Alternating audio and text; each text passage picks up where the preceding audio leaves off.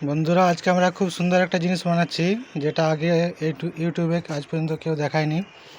তো খুব ইউনিক একটা জিনিস।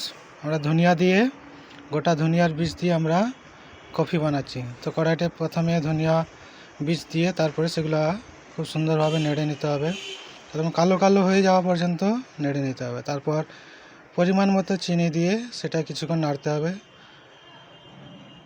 তো যতক্ষণ না পর্যন্ত চিনিটা পুরো গলে যাচ্ছে ততক্ষণ পর্যন্ত এটা নাড়তে হবে। তো এইভাবে কিছুক্ষণ নাড়ার পরে দেখবেন চিনিটা পুরো গলে যাবে। যখন চিনিটা পুরো গলে যাবে তখন এর মধ্যে দুধ দিতে হবে। দুধ এবারে আমরা দুধ ঢালবো। দেখুন, এভাবে দুধ ঢালতে হবে। তো দুধটা ঢালা হয়ে গেলে তারপরে সেটা কিছুক্ষণ ধরে ফুটাতে হবে। তো খুব সুন্দর একটা জিনিস, যারা বাড়িতে খুব সহজেই কফি বানিয়ে নিতে চান তারা এইভাবে বানাবেন।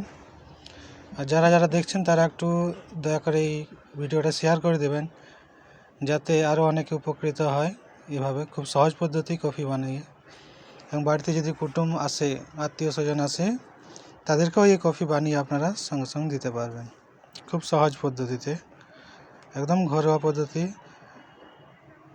তো এই কফি খেলে আপনাকে কেউ ধরতেই পারবে না আপনি ওই বাজারে কেনা কফি খাচ্ছেন নাকি বাড়িতে বানিয়ে কফি খাচ্ছেন, একদমই ধরতে পারবে না।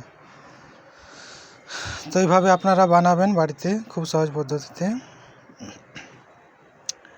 তো যতক্ষণ না পর্যন্ত দুধটা ফুটে যাচ্ছে আমরা অপেক্ষা করব। দুধটা ফুটে গেলে তারপর সেটা ছেঁকে নিতে হবে ছাঁকনি দিয়ে, কারণ দুধটা যদি না ফুটে তাহলে একটা দুধের গন্ধ রয়ে যায়। আজ পর্যন্ত এই ভিডিও ইউটিউবে এখনও পর্যন্ত কেউ দেয়নি, আমরা আশা করি সর্বপ্রথম দিলাম এটা।